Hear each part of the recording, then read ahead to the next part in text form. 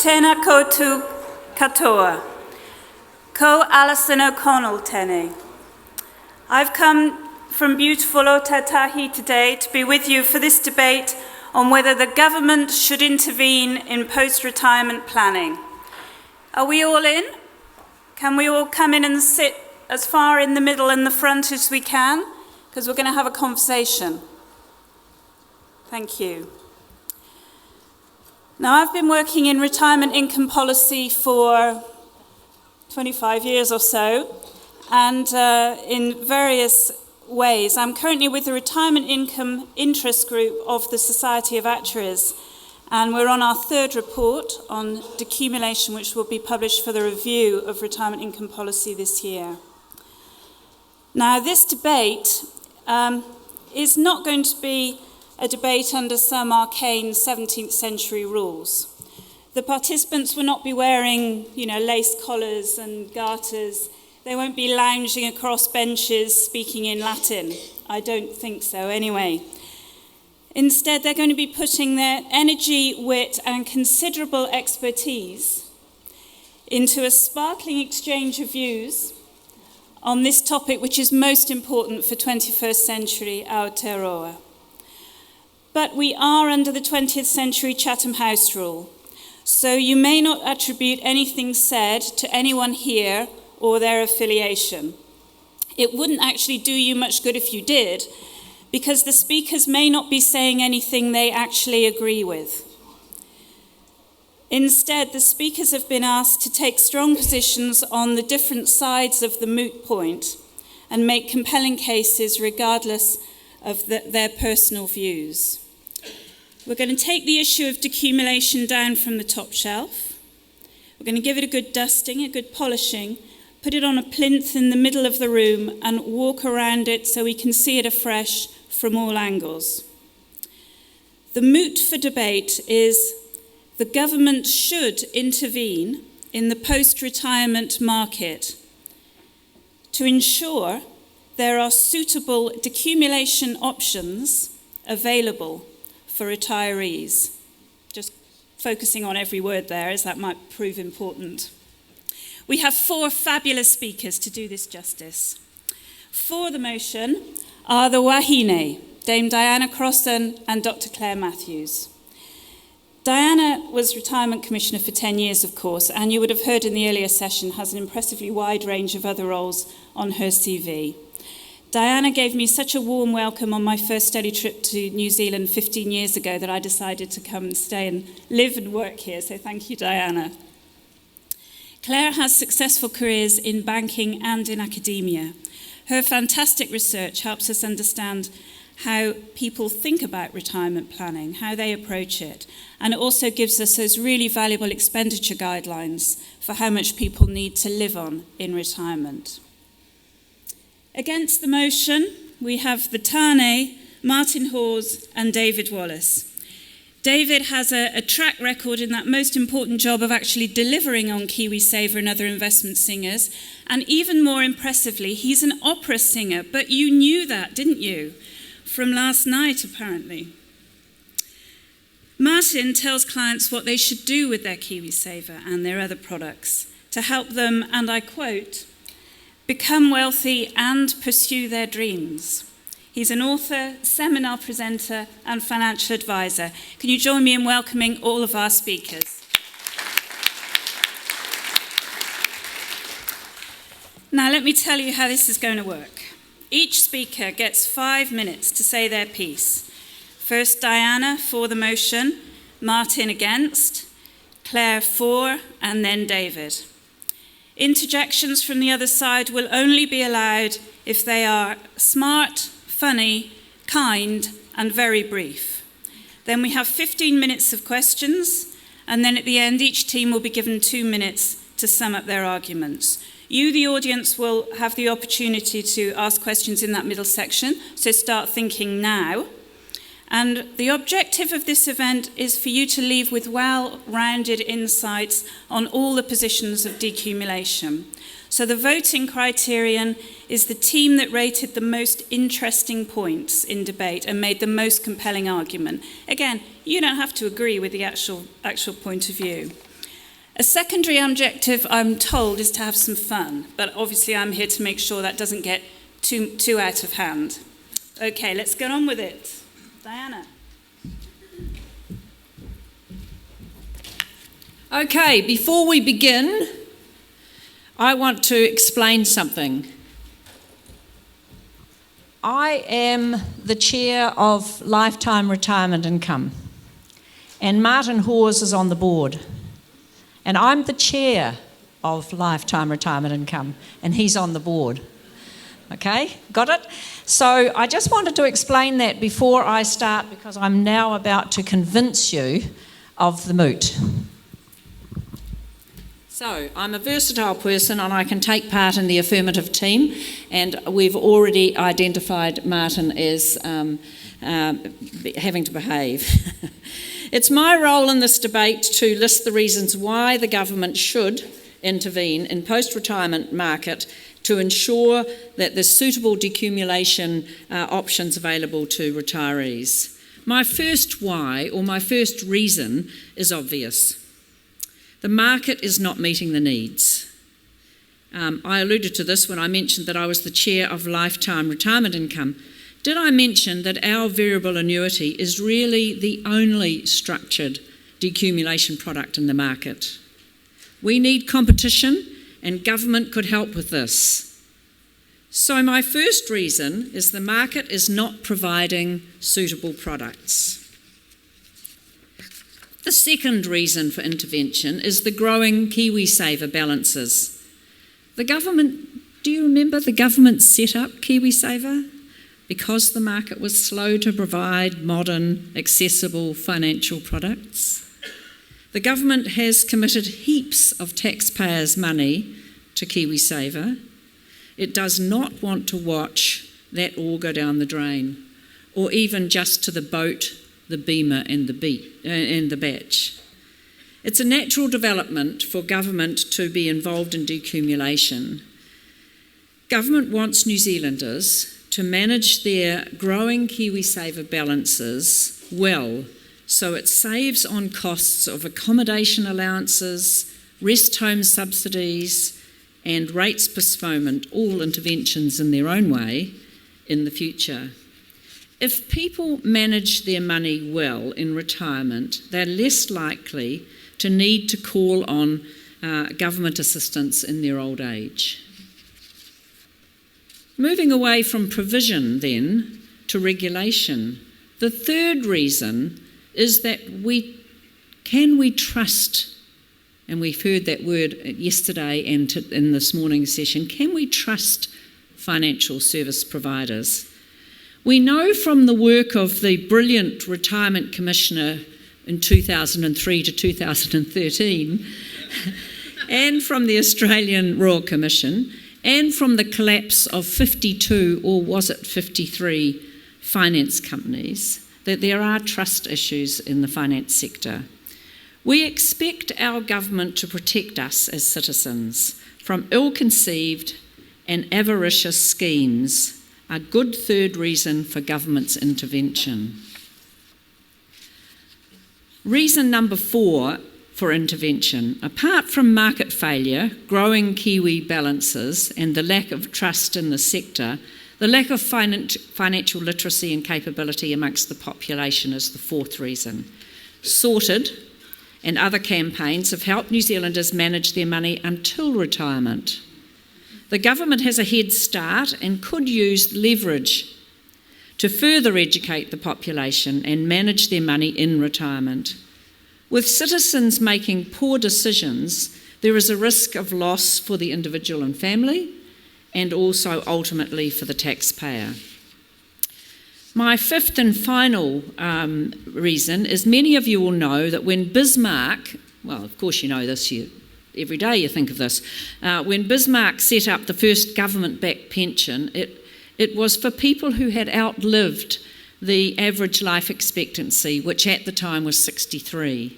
So the pension was paid out at 65.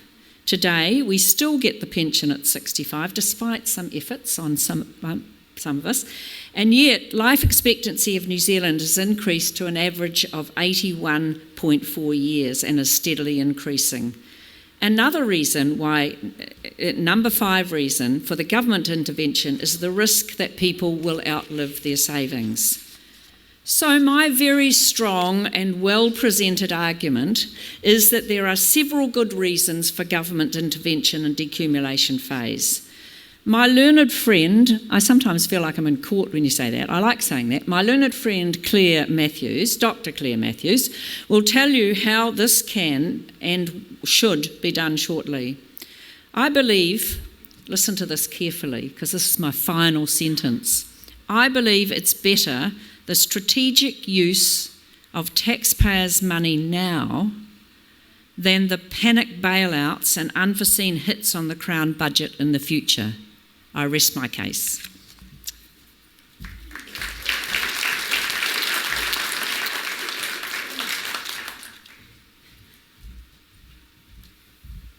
Kia ora, koutou katoa.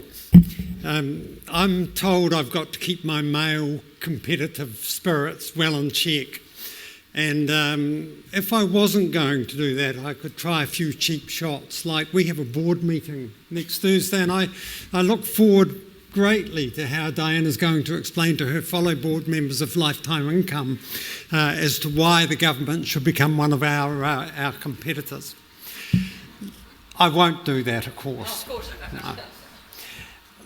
I want to cut right to the chase. The hardest thing in all of finance is to take a lump sum of capital and turn that into a reliable income. And it's especially hard when we're expecting people to do it who have had no practice with it. So I acknowledge that we are dealing with a very difficult issue. And you've only got to look back. I go back to 3 crashes, 87, dot-com in 2000, GFC of a decade ago. And every time there's a crash in financial markets, there's a mess of old people splattered across the financial road. Their lives and their retirements are ruined because they haven't managed their money well. So I acknowledge that up front. But should the government intervene? Well, I had a look at that word, intervene. And it doesn't mean regulate, and it doesn't mean setting the tax rates and such like. The definition of intervene is to take part. So should the government actually become a player in this? Stop refereeing and actually pick up the ball and rush down the other end. I've got a firm belief it's not government's role to go into competition with its taxpayers. I think you'd need a picture of Mickey Joseph Savage up on your wall from the 1930s to actually believe that. So the big question for me is the decumulation market broken? Is there anybody out there providing decent decumulation products? Well, let's have a look at that. For a start off, we've got 4 major banks, and we've got a whole plethora, a whole bunch of other more minor banks, and they're all offering that stalwart of decumulation, which is term deposits. That market is certainly not broken. There are at least 2 providers in New Zealand. I think there could be a third, but there are at least 2 providers that are offering home equity release. That is the old reverse mortgages, and they provide a really good backstop for people. So we all have that great fear with decumulation, and that that we will outlive our money. That our money will last. That our lives will last longer than the money does. As a backstop, we have providers who are providing reverse mortgages. Thirdly, we've got about 2,000 AFAs and a bunch of QFE advisors as well. And what are they doing? They're out there building bespoke portfolios. Most of those 2,000 people, their core business is actually providing bespoke portfolios for people. We've got an annuity provider. Yes, it's only one, but I'll come to that in a moment. So Lifetime Income has a product that's providing steady income. It removes sequencing risk. It removes longevity risk. And we at Lifetime, I shouldn't need to remind Diana this, but we at Lifetime have great sales momentum. Over the last year, people are starting to sign up to variable annuity products. Variable annuity is the key phrase there, because it's not like the annuities of old. And I would bet that when we have $1 billion under management, we've got a bit over 200 million at the moment, competition will come into the marketplace. But finally, can I draw on one of my other roles? I chair the Summer KiwiSaver Investment Committee. Summer KiwiSaver is the Forsyth Bar KiwiSaver offer. And that provides a ready-made, diversified portfolio that's well-regulated and well-priced.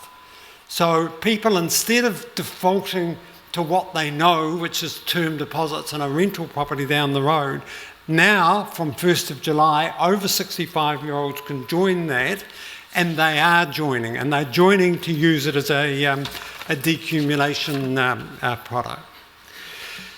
So we've got all these banks, we've got all these HER providers, AFAs, KiwiSaver and Annuity, and they all have their doors open, they're all well regulated. So do we need, is that market broken? No. Does it need government intervention? I'd say no.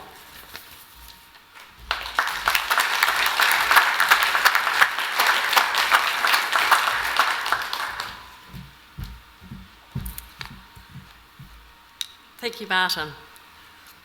So Diana has explained why the government should intervene, so let's consider what that intervention might look like, because there's actually lots of intervention options available to the government, and Martin seems to have focused on just the one, and actually that's only one of several. So first of all, let's talk about annuities, because we know they're very useful for decumulation. So several of the options available do relate to those. A really simple option would actually be for the government to restrict the ability of KiwiSaver members to withdraw all their funds as a lump sum. This responds to research that shows that people prefer cash to annuities, so you kind of have to nudge them into taking out annuities, at least in part due to mortality salience. This would have the benefit of creating a market for annuities. So that would facilitate the private provision of annuity products. Doesn't mean that the government's going to provide them. Another option would, however, be for the government to create a government-owned annuity provider, but that's just one of the options. Alternatively, as Susan St John suggests, the government could support the private provision of annuities via, quote, a judicious mix of regulation, monitoring, reinsurance, guarantees, and even direct subsidisation. Research shows even a low-level guarantee encourages the uptake of annuities. So that means the government doesn't have to fully guarantee them. Another suggestion that might seem very obvious coming from an academic is that a form of indirect government intervention would be the funding of research to provide data to better inform the market and better direct the intervention that it does. There's a lack of data in many areas. Firstly, better data is needed to understand people's decumulation choices and their behaviour and their attitudes around annuities. That would then allow private providers to better understand what sort of products should be provided, and the government to assist people to make better decisions. Data is also needed around what is the appropriate rate of dis-saving or decumulation. There's a number of arguments out there, but there's no definitive answer. And that would help to address the very real concern people have about outliving their savings. Data would also aid in recognising which groups face potential issues with decumulation, to enable any intervention that is undertaken to be targeted to have the greatest impact. Data can also help individuals to have better information about what to expect in retirement, because we're all going to retire, or most of us are going to retire at some stage. Some of us like to keep working. And we don't actually have a lot of understanding of what that's really going to be like and what income and expenditure is going to be like for us when we get there. So if we have better data, people have better information, can plan better, and can make better decisions when they get to retirement. Other intervention relates to the provision of information and education. And one of the reasons Diana has already pointed out intervention is needed is our collective low level of financial capability, probably not something that applies to many in this room, which makes it difficult for people to make optimal decisions. The government has already taken some steps in this regard, with the requirement under, and a bit of a mouthful, the Financial Markets Conduct Amendment Regulations 2019, that annual statements sent to KiwiSaver members from next year onwards must include some retirement savings and income projections, using consistent methodology and assumptions. Government intervention. Research shows this can be expected to boost savings, but this is only the first step. The government needs to ensure people have the capability to understand the information that they are being provided, so that they can then make good decisions on the basis of that information. Ongoing provision of educational opportunities about personal financial management is needed. In addition, the government could consider a requirement for everyone to be required to receive formal financial advice before being able to access their savings. This could require KiwiSavers providers to provide access to financial advice, or the government could set up a Kiwi advice service, perhaps funded by a levy on KiwiSaver providers. The other point when we talk about decumulation that's important to remember is that for many people, a key form of their retirement savings is their family home. So the ability to access the funds tied up in their home may also be needed. So Diana tells me that about a quarter of the audience at lifetime income seminars have no savings other than their family home, and they leave disappointed when they find that the product's not for them. Opportunities for the government to intervene are similar to those for annuities and include supporting a reverse equity home loan market with an appropriate mix of regulation, monitoring and guarantees. So you see, we're not arguing for a particular form of government intervention, and work is needed to understand actually what the best form of intervention is needed.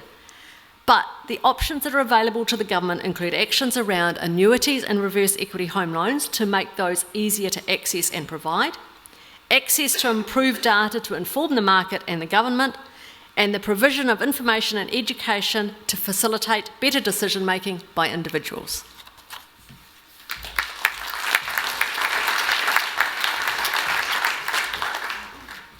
I'm not sure if I need to waste 5 minutes of your time because I think our job's done, Martin, but I'll give it a go anyway. The market's not meeting the needs because there's not a need. One day maybe, but really? Go online shopping to Countdown. A punnet of blueberries is $12. To get them delivered, $21. Average KiwiSaver balance would result in about a $16 a week income through an annuity. Are we really at the right place? We need to be having this conversation. Interesting hearing some of the arguments to date. Most providers already have a drawdown option, so there's already tools there for those that want to do it.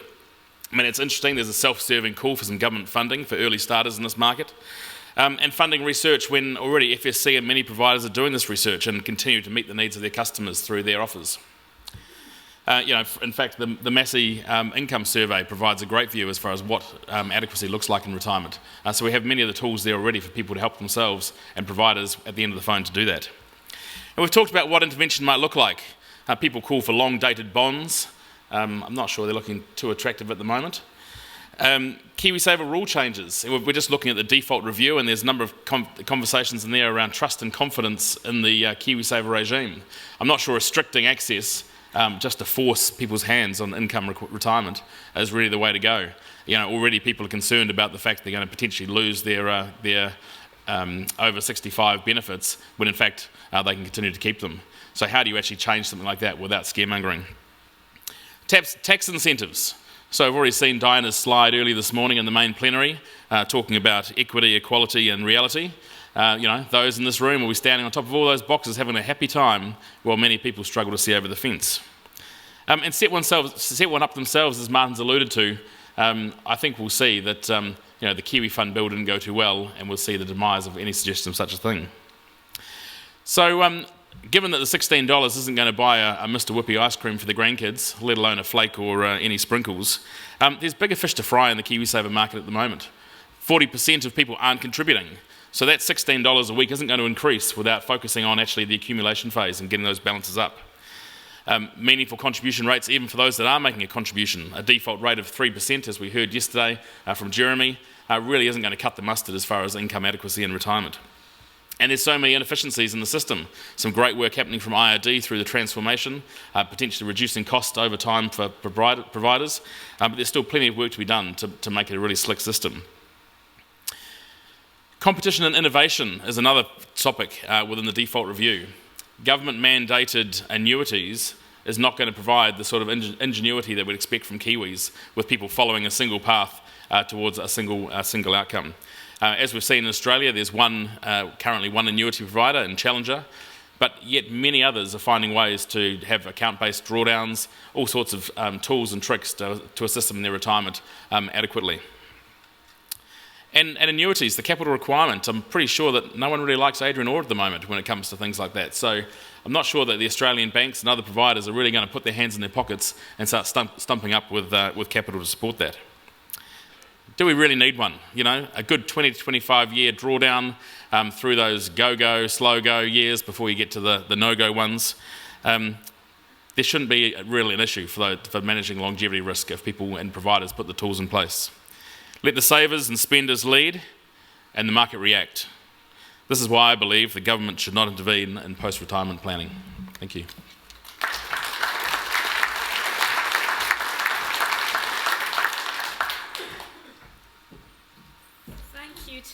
To our speakers. So there you have it. Either the market's not broken, there isn't a need, we don't need to do anything, or there's 5 good reasons why we need to do something, and there's a whole range of things that the government could do. So there's disagreement here. There may be disagreement in the audience. You don't have to admit to it or not, because remember, you don't have to say what you believe or not. You just need to ask what questions you'd like to ask to get some clarification or some enlightenments on some points around decumulation that maybe haven't been mentioned, or you'd like to tease out some that have.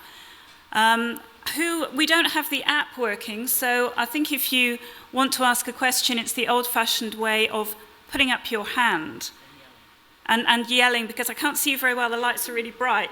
So, scratching your face is likely to lead to me asking you if you'd like to ask a question. Let's stop that. Oh, one at the back, thank you. Nick Sherry, FNZ Chair. 2 questions. If it's supposedly a retirement income system, KiwiSaver, why don't we have a retirement income framework, whatever that is? Same problem in Australia. Second question, cognitive decision making amongst the elderly. Again, little research but of growing interest in Australia. How people make decisions, particularly the elderly, with cognitive decision making declining. Thanks. Thank you, 2 good questions. I'd like both our teams to comment on those. Diana, who's got you were moving first, but... So what was the first question, Nick? Is it a retirement income system? And if so, why don't we have her? Yeah. KiwiSaver was certainly set up to help New Zealanders save for their retirement. There was absolutely no doubt about that.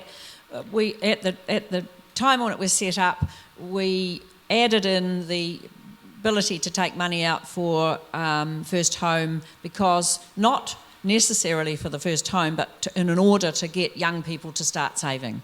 And so definitely KiwiSaver's set up for that. And it does seem slightly balmy that you can blow it all the day after you take it out at 65. And you can blow it, some of you will have worked with people who do blow it. They blow it and then 6 months later they have to go back to work because they haven't managed it well. And luckily in New Zealand you can go to work and still get New Zealand super. The second question? The second question, sorry, I should have repeated the questions. The second one was about cognitive difficulties for older people, and can we rely on good decisions being made by people who are ageing?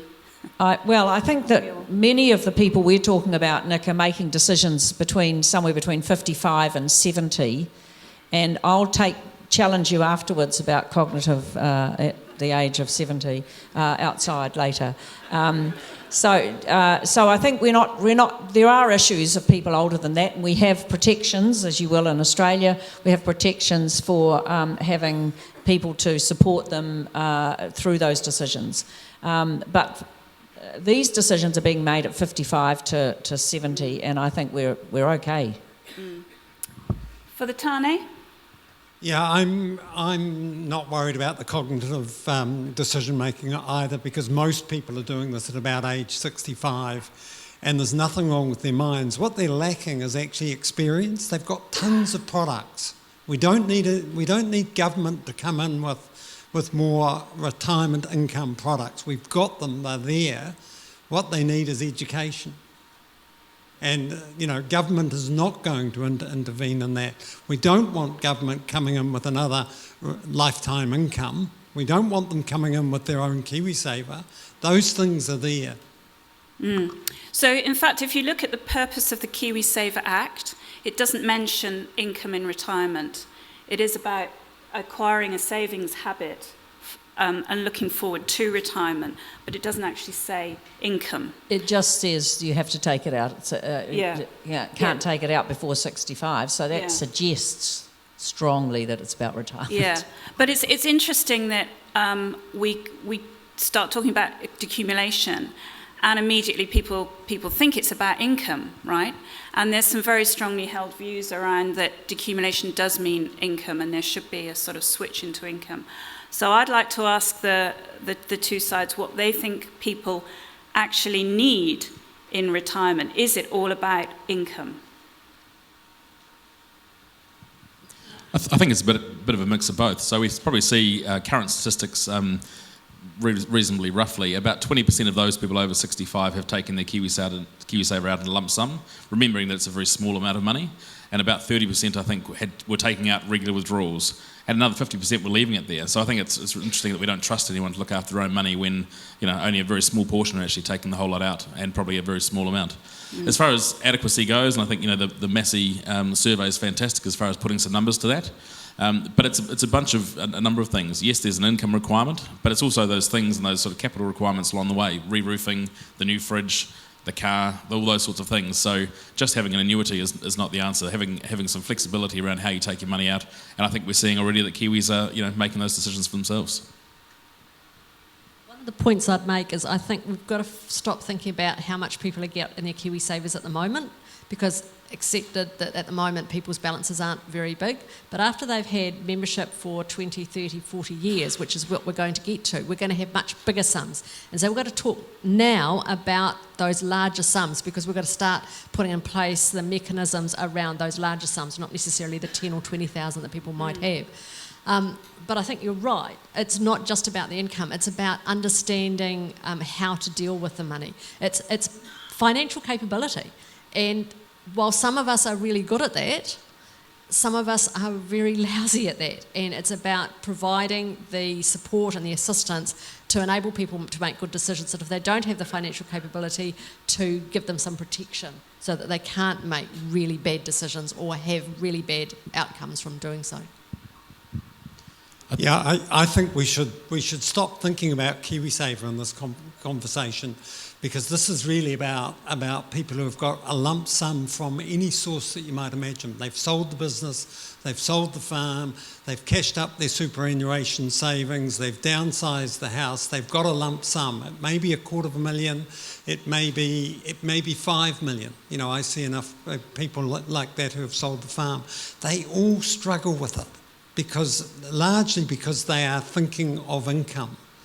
And there's one of my big worries in this whole field is that people think about buying investments for the yield. So there's a thirst for yield in the whole world. So they look around for yield and they see, well, their term deposits are 2.5%, a government bonds 1.5%, and so forth. And then they can get a dividend yield on this. And the chase for yield skews investment behaviour.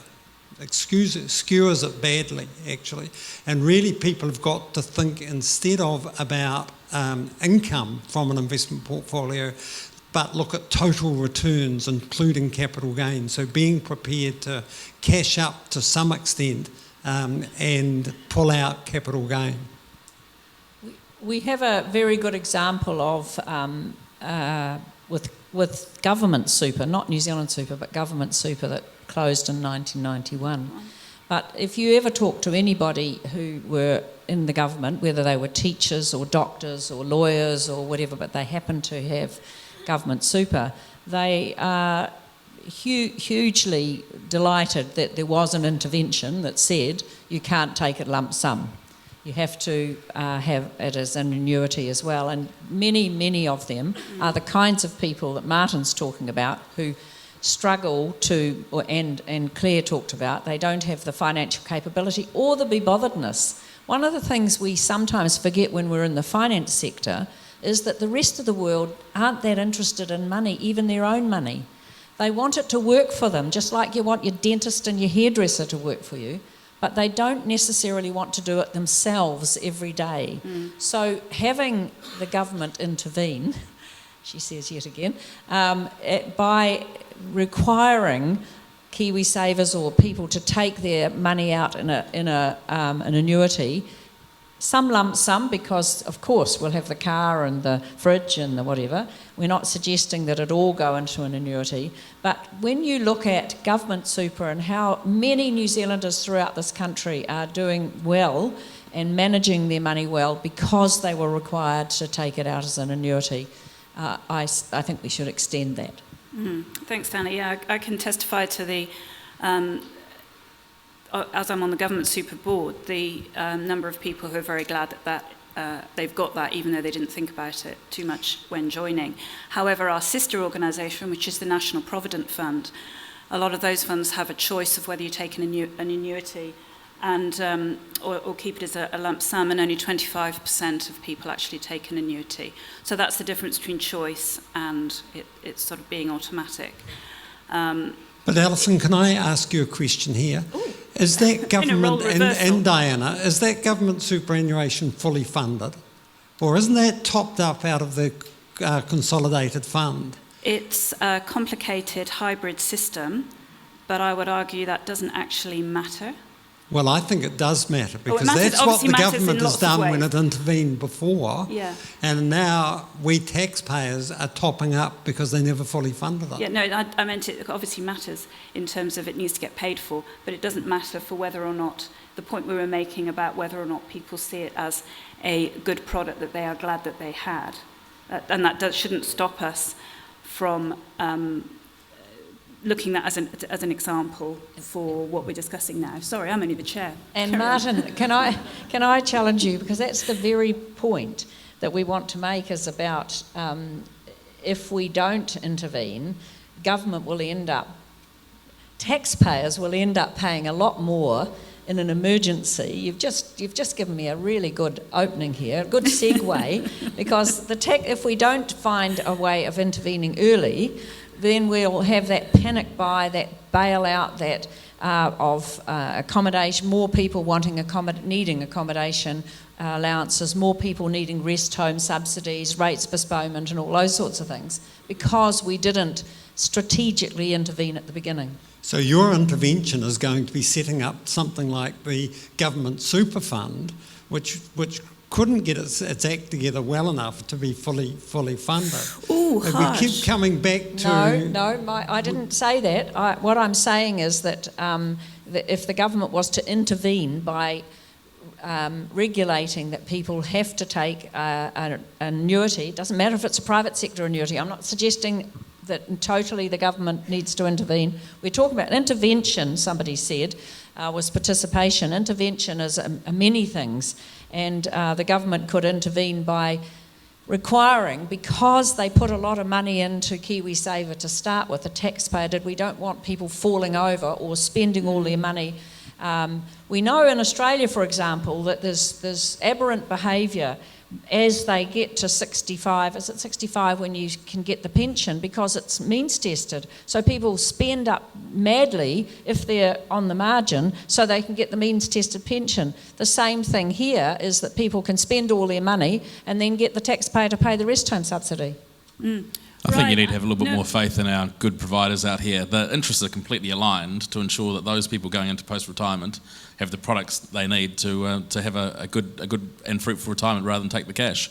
We already see providers are communicating and engaging and informing their members, even with those small balances, and that will continue to grow as the interest continues and as balances increase.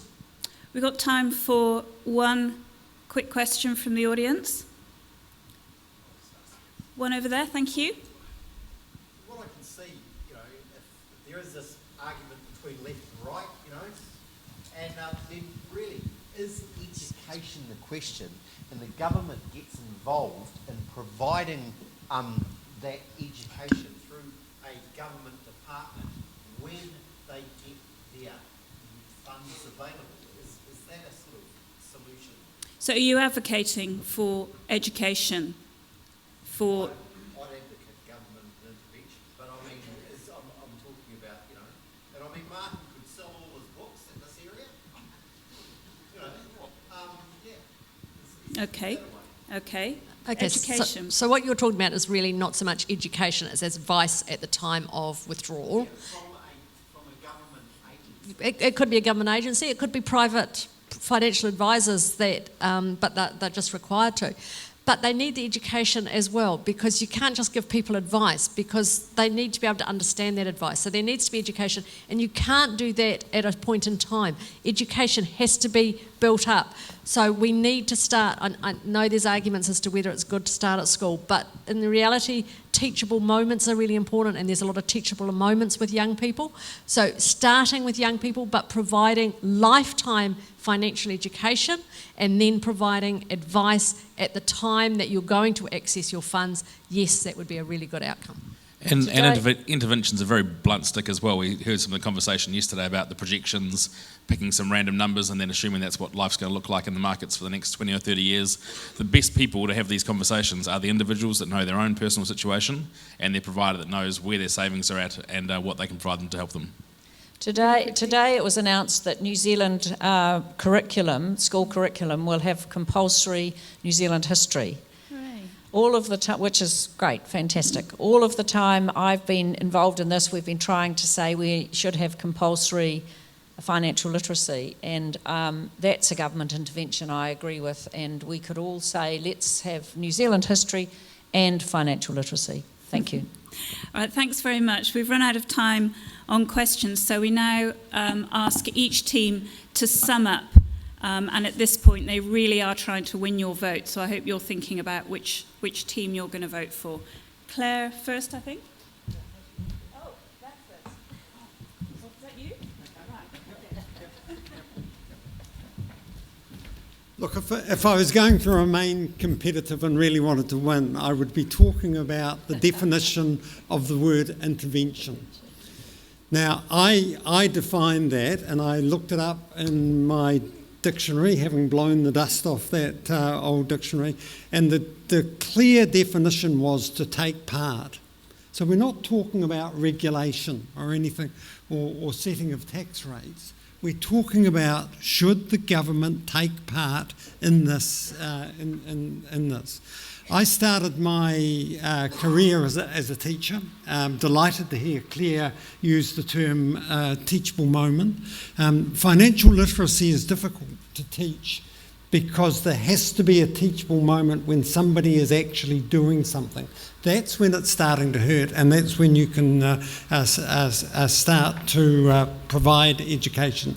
Otherwise, it's the most boring topic as all get out for people. I would not allow government to intervene in this market using the proper definition of intervene, which is to allow them to take part.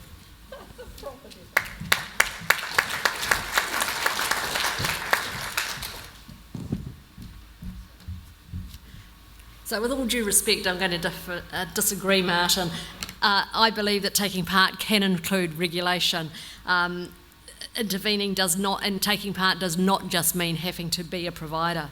So Martin talked about collapses and the impact on retirees, and actually made our point because he pointed out that when all these things happen, the government had to bail them out. They had to intervene. So we agree the market exists, but the government could help it grow. David talked about the existing drawdown options, but they don't significantly address, in many cases, the longevity concerns that people have and the risk that they're going to outlive their savings. So that's where the government can intervene again. So Diana explained the reason why government intervention is appropriate. The market is failing to meet needs. There's a lack of trust in financial services sector, the growing KiwiSaver balances, and the lack of financial capability in the New Zealand population, which means that it's difficult for them to ensure that they get optimal outcomes without assistance. And I outlined the wide range of intervention options available to the government, some of which could boost the market, including regulation of and support for annuities and reverse equity home loans, which is a form of intervention, facilitating improved data availability to inform the market, and provision of information and education to support better decision making by individuals. So we're not arguing for a particular form of government intervention, but government intervention in the post-retirement market, as Diana said, simply represents a better strategic use of taxpayer funds now rather than for panic bailouts in the future. Thank you.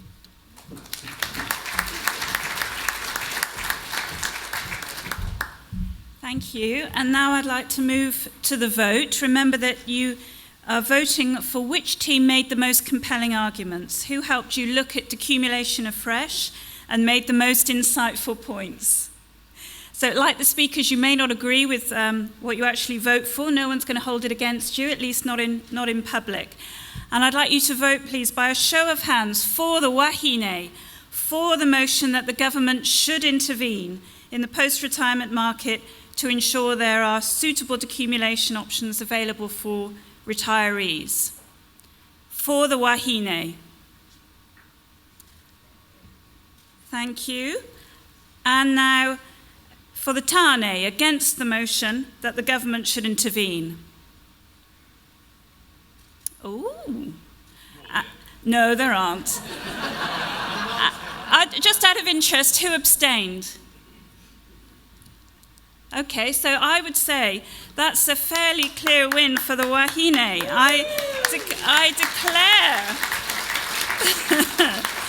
that the motion is carried. The government should intervene in some way in the post-retirement market to ensure good decumulation options. Before I prorogue this parliamentary session, I would like to say thank you very much to our speakers who did a wonderful job, and thank you to you, the audience, as well, for taking part. Thank you.